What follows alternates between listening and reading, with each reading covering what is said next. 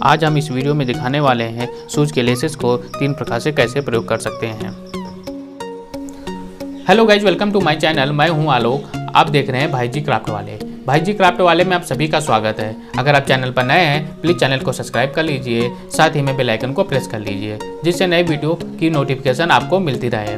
अगर वीडियो अच्छी लगे आप वीडियो को लाइक करें, अगर वीडियो आपको अच्छी ना लगे तो वीडियो को डिसलाइक करें और वीडियो में जो भी पार्ट आपको अच्छा लगे आप प्लीज़ कमेंट बॉक्स में लिखें। चलिए शुरू करते हैं।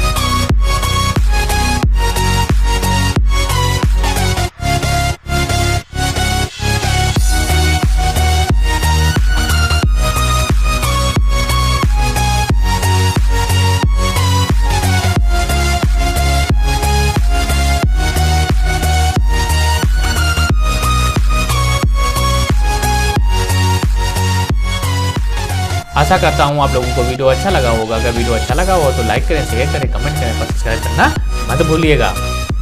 जय हिंद।